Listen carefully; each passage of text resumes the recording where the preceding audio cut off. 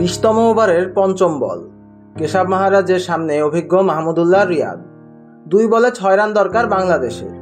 মাহারাজের একটা লো ফুলটস বল লঙ্গনের উপর দিয়ে সজোরে হাঁকালেন মাহমুদুল্লাহ। প্রথম দেখায় বেশিরভাগেরই মনে হয়েছিল এটি উড়ে গিয়ে পড়বে সীমানার ওপারে, তবে বলটা একদম বাউন্ডারি সীমানা থেকে লাফিয়ে তালুবন্দি করেন দক্ষিণ আফ্রিকা অধিনায়ক এইডেন মার্করাম। মাথায় হাত পড়ে মাহমুদুল্লাহর, আক্ষেপ সঙ্গী করে মাঠ ছাড়েন তিনি। ব্যাস, এটুকুই আপনি দেখেছেন টিভি স্ক্রিনে, কিন্তু টিভি স্ক্রিনে যা দেখা যায়নি কিংবা দেখা যায় না সেগুলোও অনেক সময় প্রভাব ফেলে ম্যাচের গতিপথ কিংবা ফলাফল নির্ধারণে। কেশব মাহারাজের সেই ফুলটস বলটা ব্যাটের মাঝ বরাবরই নিয়েছিলেন মাহমুদুল্লাহ রিয়াদ। টাইমিং করে তুলেও মেরেছিলেন এই ব্যাটার, কিন্তু বাদ সাধে বাতাস। কি একটু অবাক হচ্ছেন? হওয়াটাই স্বাভাবিক। বাতাস কখন এবং কিভাবে একটা উড়ন্ত বলের গতিরোধ করে দিল সেটাই ভাবছেন। তবে এটাই ঘটেছে সোমবার বাংলাদেশ বনাম দক্ষিণ আফ্রিকা ম্যাচে। এই দাবি করেছেন ESPN ক্রিকইনফোর প্রতিবেদক সিদ্ধার্থ মঙ্গা।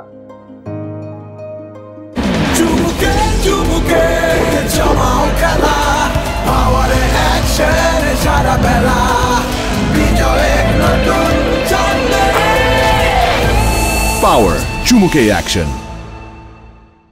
ঘটনার পটভূমি 16তম ওভার।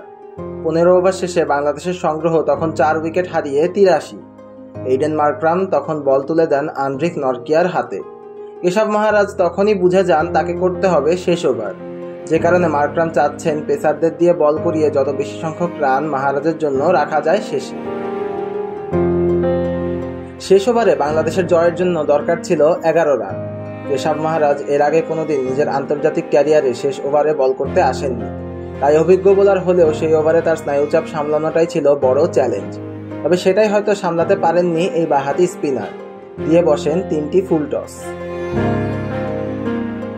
তবে ওই যে, আপনি জিততে হলে কিছুটা ভাগ্যের সহায়তাও দরকার, সেটাই পেল না বাংলাদেশ দল, বিশেষ করে মাহমুদুল্লাহ রিয়াদ। মাহারাজ যে প্রান্ত দিয়ে বল করছিলেন সেদিক থেকে বইছিল বাতাস।